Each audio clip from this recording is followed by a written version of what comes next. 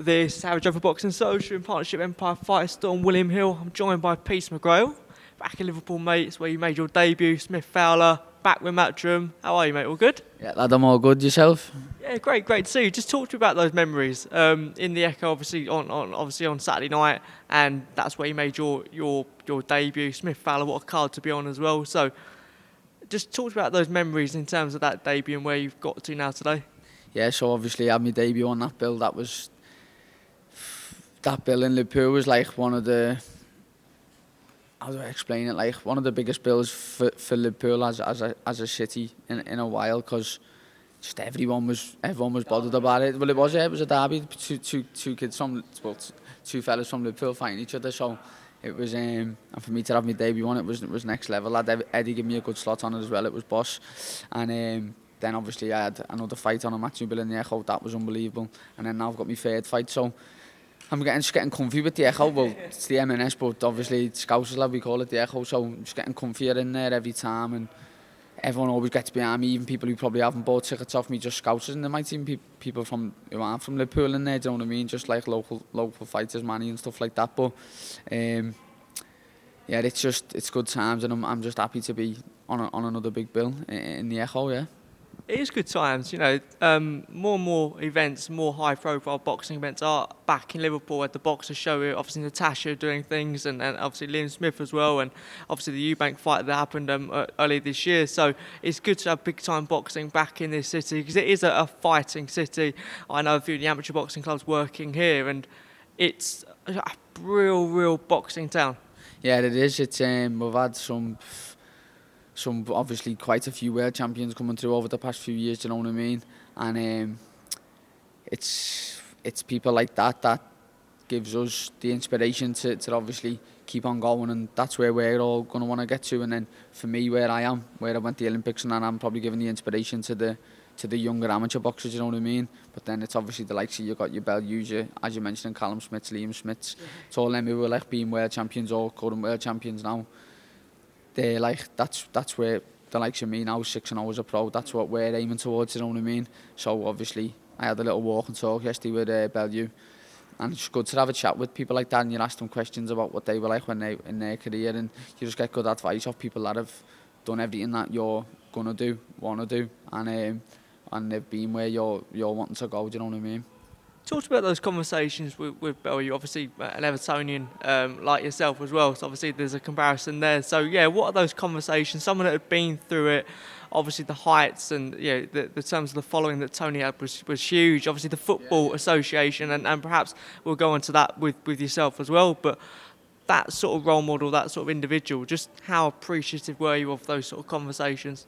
Yeah, it's boss for me, do you know what I mean? It's obviously I'm only 6-0 now, and like he's retired, and he now Tony, and he's done everything what I want to do you know what I mean? He's been a world champion, he's boxed at Everton's ground, he's lived the dream really, and it weren't just that what I was speaking to him about. I was just speaking to him about like making weight, stuff like that, even just like outside the gym, just Liverpool in general, the city and that, the culture and that. Just had a very good chat with him, do you know what I mean? I was happy with it, to be honest. We'll go further into that, but talk to you about the link up with Hearn, just as candid as it sounds. Why the decision?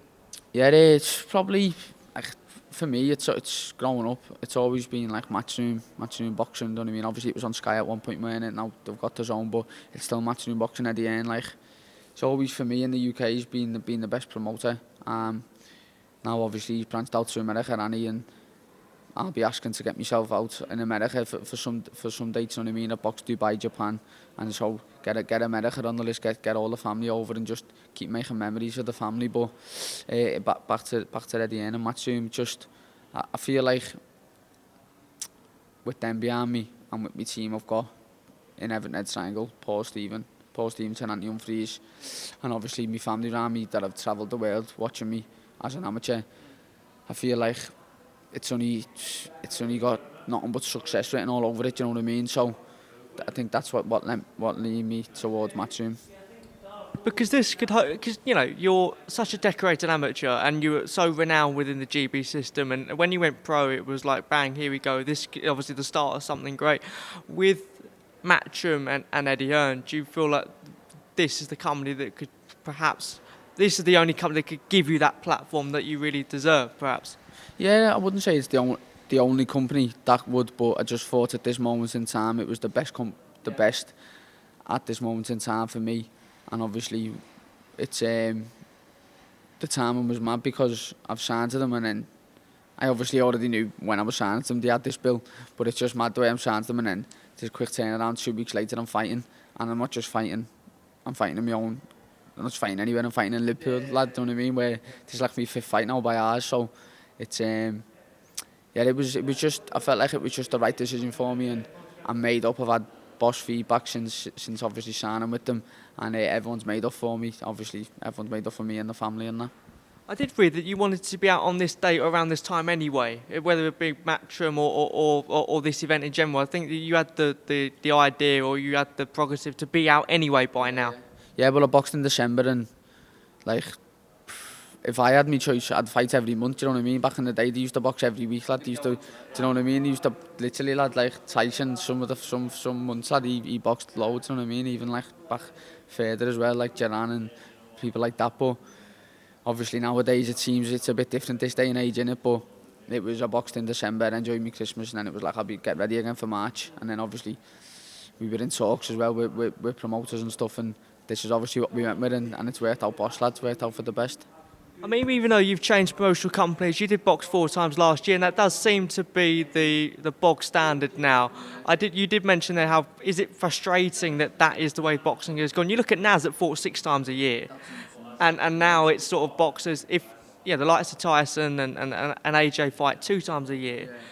But as a prospect, or not a prospect, but someone that's coming up and is young and just got into the game, is it frustrating that you only box? Because you should be out perhaps like every 6 weeks, perhaps. Is it frustrating that they only get you out, let's say, 4 times a year? Yeah, it is obviously, but it's just times change, don't they? And that's obviously the way it is. But it also probably depends on like injuries and stuff. But I've been up to now, my pro career, I've been sound with injury, and if you're getting in the ring and you're blasting someone out there in 2 rounds, your hands are sound when you get out, you've got no cuts, no nothing. It's like, realistically, lad, you're ready to go again next week, aren't you? But GB, you did that anyway, so... Yeah, we were used to it, lad. We were fighting like so many times over 10 days. I know they were only 3 rounders, but lad, some of their fights were fucking... Some of them were heavy, lad. Some of them were decent, but... It's, yeah, obviously, I'll be pushing, lad, to be as busy as possible, do you know what I mean? Literally for the next however long, obviously, my career, but definitely this next year, lad, I'm only 6-0, I'll be 7-0 Saturday, so still early on in my career, lad. I know I'm on 10 rounders, but like, I'm early on. It's not like I'm in big 12-round wars, lad, with all animals, so it's I'll just be, obviously I'm focused on Saturday for now, do you know what I mean? Focused on the weigh-in for now, actually. Focused on the weigh-in, lad. Don't worry us like that, you'll make weight. No, I'll be making, I'm not worried, but I mean, fight week, lad, I just think about the weigh-in me and just then thinking about the scran after the weigh-in, and then once I'm fueled up on that, once I'm flying, lad, nice and big, it's like, it's funny to think about me fight then, do you know what I mean? But at the minute, lad, obviously the weigh-in and the fight's on my mind, and then we'll go from there. One of the big things that I read that was the reason behind the move to Matchroom was the atmosphere.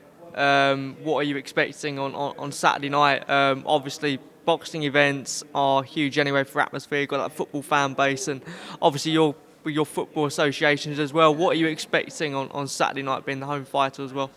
Yeah, I'm just expecting everyone in there to get behind me, do you know what I mean? And even like, you've got the likes of, who else? There's other scousers, there's Paddy Lacey, there's Robbie Davies on it. That could actually be the only scousers. I know Callum Smith and Thomas Hart was meant to be on it, so there would have been even more scousers in there behind us, but I reckon all the scousers that are in there, like my fans will get behind the likes of Paddy Lacey and Robbie Davies, and I believe their fans will get behind us as well. So it's I'm expecting a good atmosphere. Yeah, it shows in the Echo, we're always good. There's always a good feel about them. So I'm just looking forward to weighing in and then fighting, lad. Yeah. Obviously training down in Sheffield for a while whilst at GB. How much of a difference has it been to sort of? I know this is a while now since you've been pro, but how much of a difference has it been to say move back home and your stable mates? So obviously it is a great bunch you've got up there, or down here, or where we are at the moment. How much appreciative are you that you're now back sort of working and boxing where you sort of grew up and everything's sort of back to where I was? Yeah, lads, literally couldn't be happier. You know, it's like, Sheffield was boss, lad. Boss memories, boss experience, everything about it, lad. If I was to go back and do it all again, the coaches were a belter, lad. My coach were had in my corner, Lee Pullen and Gary Hale. Obviously all the other coaches that I worked with as well, Dave Alloway, Rob McCracken, they were all, lad, we had some belter trips away. Even the lads and that, the lads and the girls, we had some funny times. That was like the exciting thing, lad, about, not the exciting thing, but after the Olympics I was devastated, lad, but I knew what was coming, lad. I was back home, lad. You know what I mean? Not just back home with the family, like back home and everything. Triangle, like I've been there since I was 10. So Paul, obviously Paul and Anthony, my coaches, lad. I've been in the gym with them since the start, really, lad. And I was missing the time with them, lad. Being in chef non-stop, just obviously you were just away, lad, all the time, and I wouldn't get much time with Paul and Anthony, even in the lads in the gym with the lads, and obviously Joe, my brother. So it was once I turned pro and I was back there full time, and I've got Paul in my corner, Paul and Anthony in my corner. I'm training. I'm still in with my mum at the minute. It's my mum and my dad, and obviously Joe. So we've been on the same show, so we're in camp together, lad. Do you know what I mean? We're in the house together. We're in the gym together. We do our weights together. We run together. We eat together, lad. It's like, you know what I mean, lad? So that's what's been good about it, like since leaving, but. At the same time, lad, do miss it a bit sometimes. Like sometimes if you do your head in around here, it was decent, like going up to Sheffield Monday to Thursday. But nah, it's I'm happy now. Like, do you know what I mean? 6 fights, but you've had some great experiences. The Dubai show, that was perhaps one of the big ones, or one of the ones that you sort of got to experience something a little bit different, perhaps. Yeah. That was obviously my first away day as a professional, but it was nothing new, really. Obviously, I've done it for years. As I was speaking about then on GB, I've been all over the world fighting, do you know what I mean? And even the family have been all over the world as well to watch me, literally all over the world to support me as an amateur. But that was my first away day as a pro, and then I got the job done. And then obviously my second away day as a pro was Japan. So, and in between them fights I headlined the bill in Liverpool. So my first 6 fights, I would say, like 4 fights in Liverpool, 1 fight Dubai, 1 fight Japan. You can't ask for much better, can you, really, lad? And that was, I progressed on the rounds and opponents as well. So I'm more than happy with how it went, and it set me up nicely, lad, to get in a good contract with Matchroom Boxing. So things are going well and things are on the up. So it sets you up quite well. This fight this weekend could set you up for this year, for titles you want this year. Is that the case still? Yeah, definitely. I want to, whether it's on the domestic scene or whether it's on the international scene, I definitely want to start collecting some belts, you know what I mean? I'll leave that down to obviously Eddie, my team, and my coaches, Paul and Anthony. It's down to them who will fight when who will fight when I fight and where, do you know what I mean? So all I need to do is just keep training, lads, keep living the life, which is what I've always done since I was young, and yeah, just keep cracking on and keep chipping away at it. Very humble. I think that's probably where your background comes from as well. But do you look at those people in the top end of this division? You look at obviously the fight with Inoue, for example. Do you look at individuals like that and perhaps, I don't know, is there people that you sort of strive towards? I don't know how to really word the question, but like, do you look at those individuals even though you're at this stage?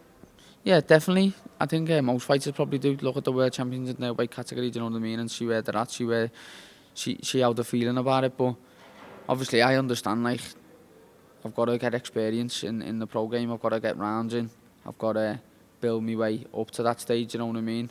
So, like, even though I would fight them in my next fight, lad, that's just fighters' mentality, do you know what I mean? You would fight them, but I understand that there's stepping stones in the boxing game, and you've got to be guided correctly. You don't want to get rushed too much, but I believe in myself to beat anyone in the world, you know what I mean? And especially at Super-Bantamweight. So it's there's some good fights coming in the future, yeah. I need 2 more for me. What do you make of that Inoue Stephen Fulton fight, the Super-Bantamweight fight? What do you make of that?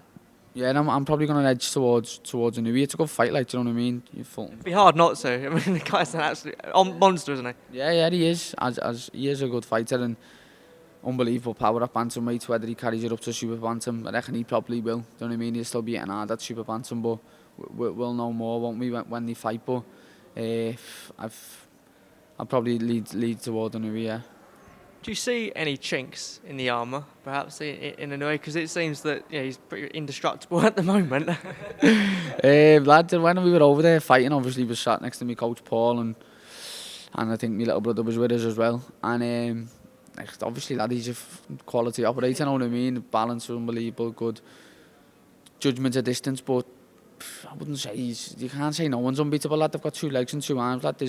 There was like mistake he was making there, what I know I could capitalise on. Do you know what I mean? But it's I'm just worried. I'm not worried. I'm just focused on this Argentinian lad for the minute on Saturday, and nights like that'll come. But yeah, I don't know how far away we are, like, but they're coming soon, them lad. Final message to people that we're turning up on Saturday. Everton play Brentford as well, 3 o'clock on Saturday. So I guess that's a good one as well. Straight from the game, straight to the arena. Final message to those fans, mate. Yeah, hopefully the Blues get the win and get down, because I'll be getting the win. So hopefully it's the double for the Blue Boys on Saturday. Yeah.